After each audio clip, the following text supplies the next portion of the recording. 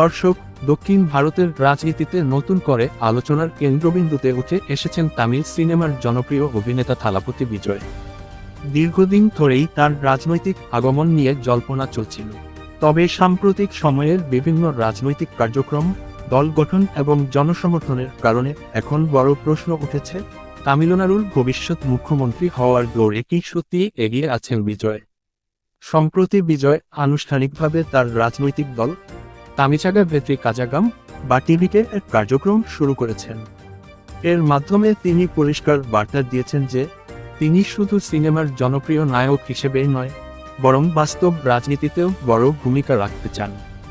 দল ঘোষণার পর থেকেই তামিলনাড়ু জুড়ে তার সমর্থকদের মধ্যে ব্যাপক উচ্ছ্বাস দেখা যায়।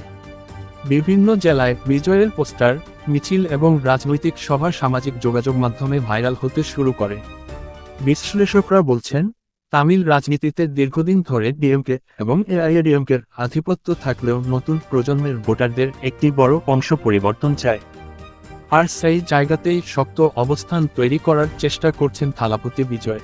বিশেষ করে তরুণ ভোটার এবং সিনেমা প্রেমীদের মধ্যে তার জনপ্রিয়তা অনেক বেশি। তবে রাজনৈতিক বাস্তবতা কিন্তু এত সহজ নয়। জনপ্রিয় অভিনেতা হওয়া আর সফল রাজনৈতিক নেতা হওয়া দুইটি সম্পূর্ণ আলাদা বিষয়। এর আগেও দক্ষিণ ভারতে বহু অভিনেতা রাজনীতিতে এসেছেন। কেউ সফল হয়েছেন, আবার কেউ জনপ্রিয়তা ধরে রাখতে পারেননি। তামিলনাড়ুর ইতিহাসে এম.জি. রামাচন্দ্রন এবং জয়ললিতার মতো তারকারা মুখ্যমন্ত্রী হয়েছেন ঠিকই, কিন্তু তাদের রাজনৈতিক সংগ্রামও ছিল দীর্ঘ এবং কঠিন। বর্তমানে বিজয় এখনও কোনো নির্বাচনে অংশ নেননি, যদিও তার দল আগামী তামিলনাড়ু বিধানসভা নির্বাচনকে সামনে রেখে মাঠ গোছাতে শুরু করেছে। বিভিন্ন ইস্যুতে সাধারণ মানুষের পাশে দাঁড়ানোর চেষ্টা করছে তার সংগঠন।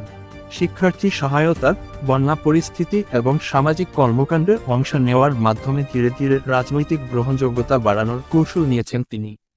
ভারতের বিভিন্ন সংবাদ মাধ্যমে বলা হচ্ছে, যদি বিজয় ধারাবাহিকভাবে সাংগঠনিক শক্তি বাড়াতে পারেন এবং গ্রাম পর্যায়ে শক্তিশালী রাজনৈতিক নেটওয়ার্ক তৈরি করতে সক্ষম হন, তাহলে ভবিষ্যতে তিনি তামিল রাজনীতিতে বড় ফ্যাক্টর হয়ে উঠতে পারেন। তবে এখনই তাকে নিশ্চিত মুখ্যমন্ত্রী বলা রাজনৈতিকভাবে সঠিক হবে না, কারণ তামিলনাড়ুর রাজনীতি অত্যন্ত প্রতিযোগিতাপূর্ণ এবং সেখানে শক্তিশালী পুরনো রাজনৈতিক দলগুলো এখনও প্রভাবশালী অবস্থানে রয়েছে। এদিকে সামাজিক যোগাযোগ মাধ্যমে বিজয়ের ভক্তরা তাকে ফিউচার সিএম বলে প্রচার চালালেও রাজনৈতিক বিশ্লেষকরা বলছেন, বাস্তব পরীক্ষাটা হবে নির্বাচনের মাঠে।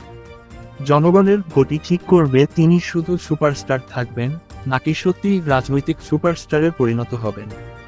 সব মিলিয়ে বলা যায়, থালাপতি বিজয়ের রাজনীতিতে প্রবেশ তামিলনাড়ুর রাজনীতিতে নতুন উত্তেজনা তৈরি করেছে।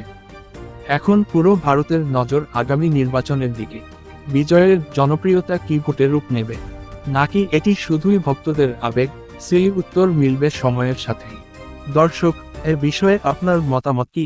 থালাপতি বিজয় কি সত্যিই তামিলনাড়ুর ভবিষ্যৎ মুখ্যমন্ত্রী হতে পারেন? কমেন্ট করে জানান।